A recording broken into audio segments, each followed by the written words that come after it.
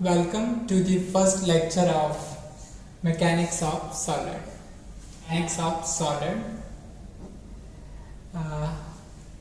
In today's lecture, we will start with trusses. So, trusses are basically in your subject. Trusses are in two modules. In first module, and the other part is in other modules. So, what we are going to do, we will cover both the portion at one place only. Okay, so we will cover the whole truss here itself. Okay, so let us start. So what are trusses? Trusses are basically structural member like beams, like columns, like slabs. Okay, so like that, they are also they are also a kind of structural component. Okay, but how they are different from beams? Okay, they are different because they trusses transfer the load using the axial force. Okay, so wherever you see truss, the inside of the truss, the mechanism by which a truss transfers the force or transfers the load is the process in which only axial force flows inside the member. Okay, what does that mean? Only axial force exists inside the member of trusses. Okay, so this is one of the picture that is shown here for truss. You can see this is some industrial area over which the roof is covered with the truss. Everything is made of trusses. Everything is truss. Okay, you might have seen this in railway stations also.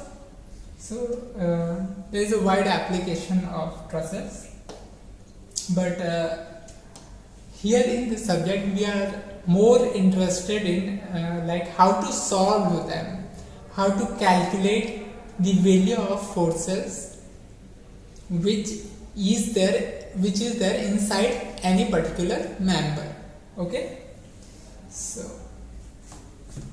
next is component of truss. So how truss is made of? So basically truss is made of two components. Okay, basically truss is made of two components. First component is called member, second component is called joint. Okay, so what is member? So if this is a truss, so this bar or this wooden piece is nothing but member. This wooden bar is nothing but member. Okay, this portion of wood is also a member. This portion is also a member. This portion is also one member. This portion is another member. This portion is another member. Okay, so all these wooden piece or okay, all this one bar is a one member. Okay, what is joint? Joint is where two members are connected is called joint. Okay, see this member is connected at this point. Okay, at this point, and this point is nothing but your joint. Here three members are connected at one point, so this point is nothing but your joint. See here two members are connected at this point. This point is called joint. Okay.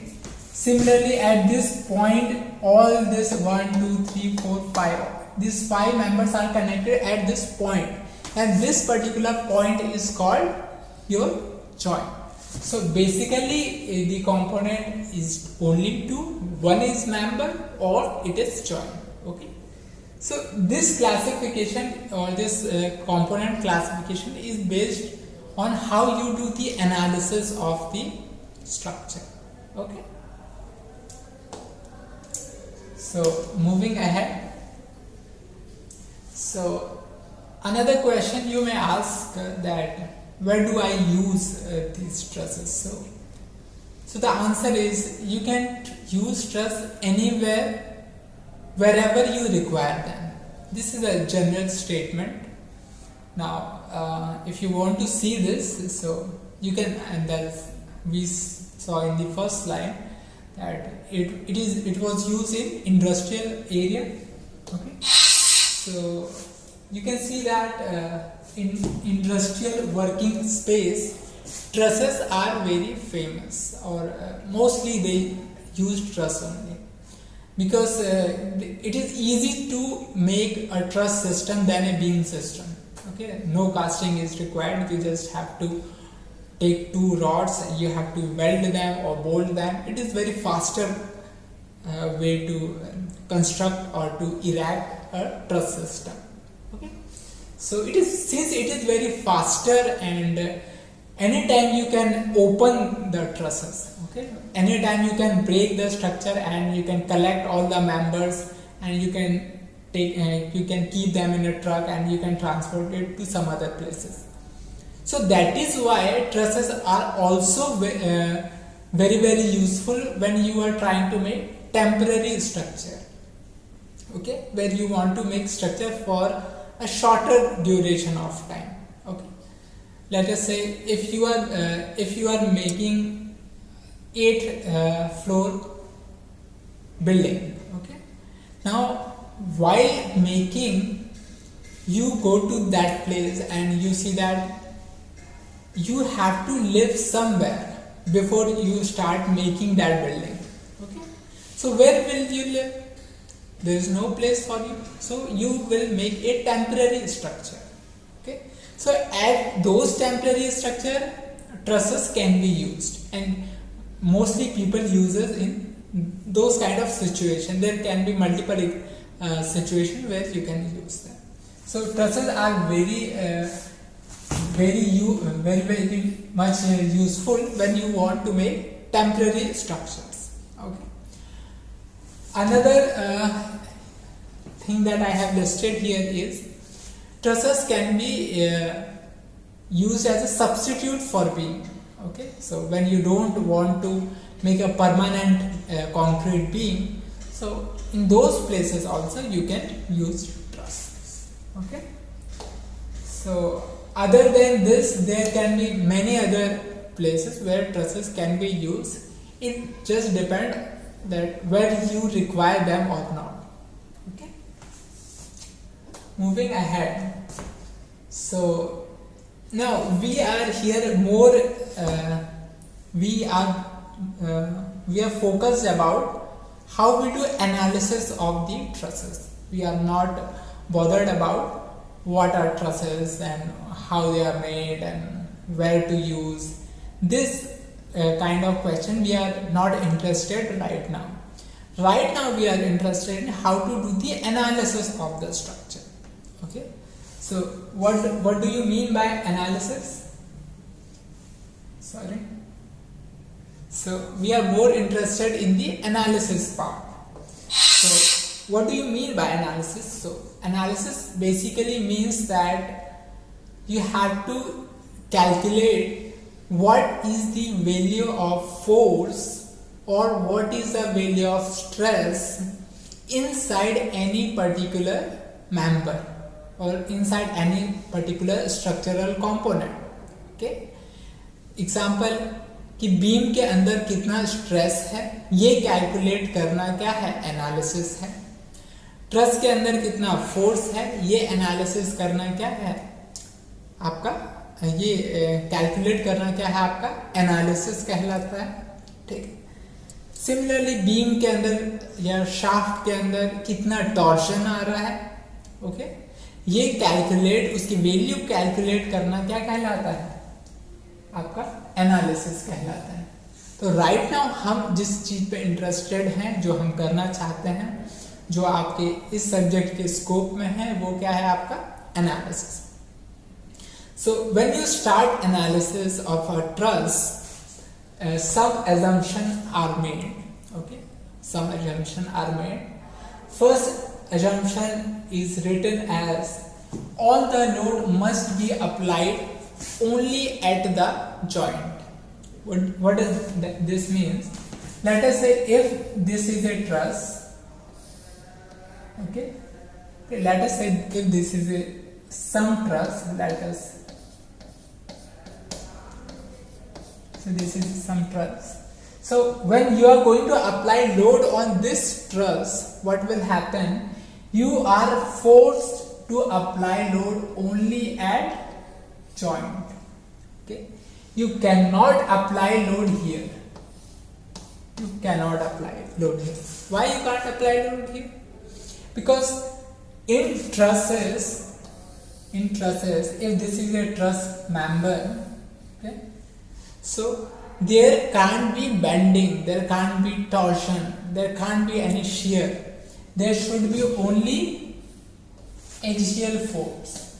There should be only axial force. या तो उसके अंदर axial compression होगा या तो उसके अंदर axial tension होगा, दो में से एक ही होगा.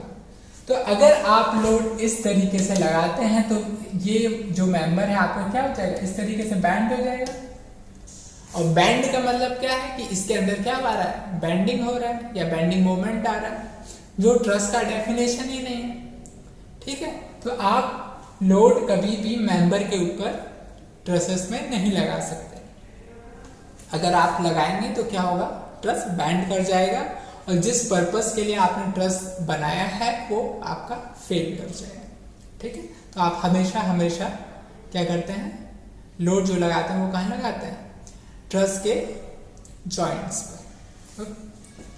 What is next assumption? All the members should be straight. So ये जो आप ट्रस देख रहे हैं इसके सारे मेंबर्स जो हमने दिखाए हैं वो क्या है? परफेक्टली स्ट्रेट लाइन है या परफेक्टली स्ट्रेट है. अगर आप मेंबर इस तरीके से ना रखकर क्या करेंगे? अगर आप ऐसा कर्व मेंबर ले लेंगे तो क्या होगा? आप जॉइंट पे अगर आप लोड लगाएंगे तो भी क्या होगा? ये मेंबर क्या हो जाएगा? बैंड करेगा. ये कर्व्ड पोर्शन क्या होगा? फर्दर बैंड करेगा. और चूंकि मेंबर में बेंडिंग आ जाएगा, दैट मीन्स वो ट्रस का पर्पस सर्व नहीं करेगा. ओके, इसलिए आपको जरूरी है कि आपका मेंबर क्या हो? एक स्ट्रेट मेंबर हो या एक स्ट्रेट रॉड हो. ठीक, is it okay? So moving ahead, so next is how or what method will you pick to analyze a truss, or how will you solve a truss? How will you calculate forces inside the truss? So there can be a number of methods to do this, but I have listed only two. That is, sorry.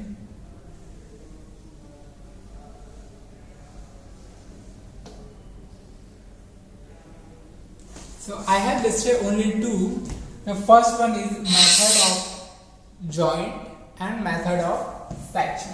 The first one is method of joint and method of section. So I have also given few points that when to use which method. Okay, basically when you go to a real situation, when you have a real truss which is huge in length and there is a large quantity of members are there, so it is very clumsy or lengthy task to calculate forces. Okay, so you have to pick the right method to solve the truss. Okay, so when you are smart enough, you should use the combination of both methods. Okay, when you do practice and you will realize that when to use which method.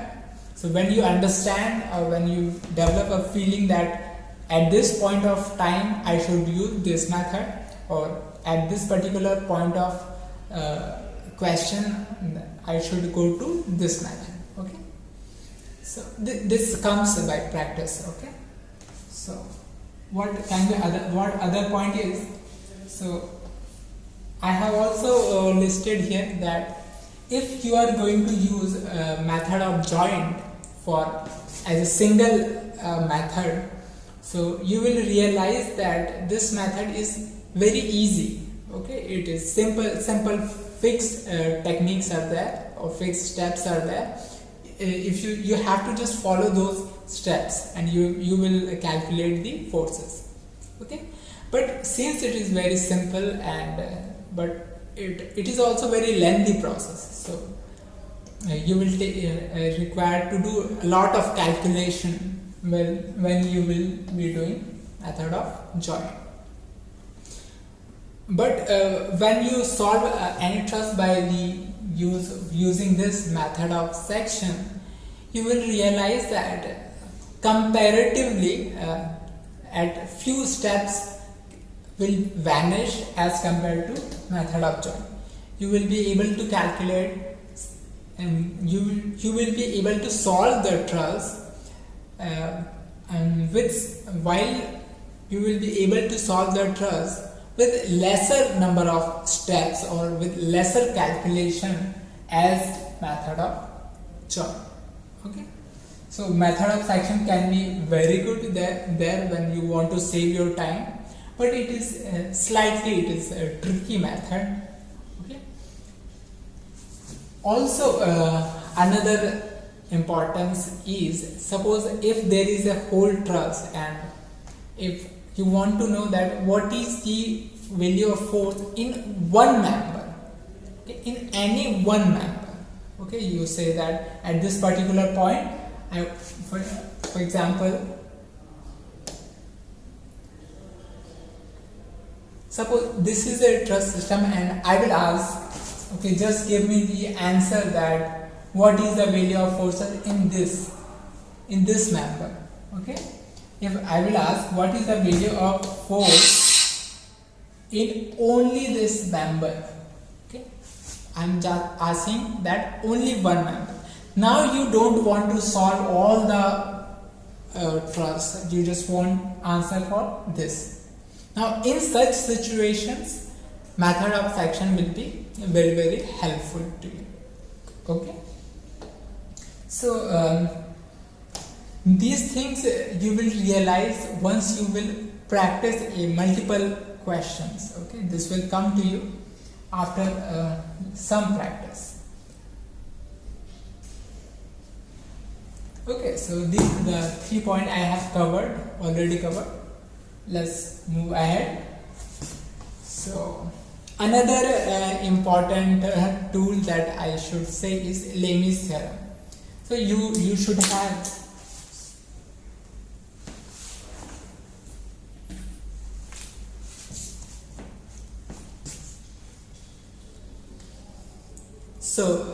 another important tool is Lami's theorem. You might have studied in engineering mechanics. So Lami's theorem will also help you to solve the truss in a very faster way, or you will be able to solve the trusses in very quick, short of calculation or short of time. Okay, so let us see what is Lami's theorem. Let us revise.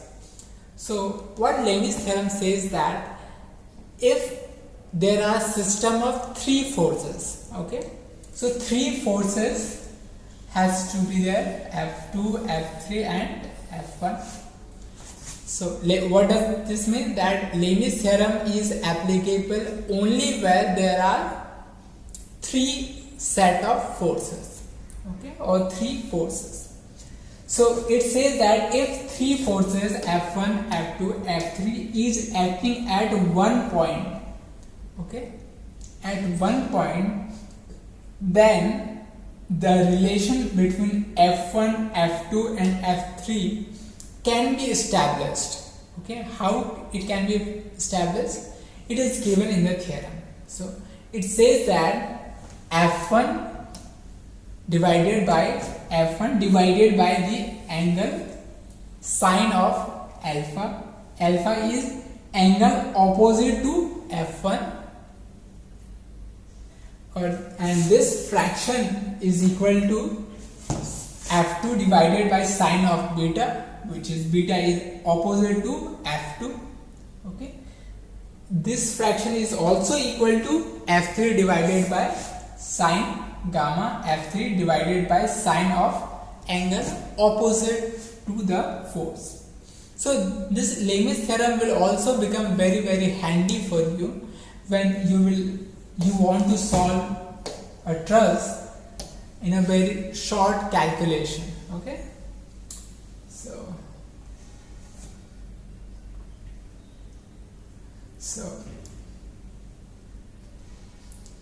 so we will solve the truss in next lecture. Okay, thank you very much.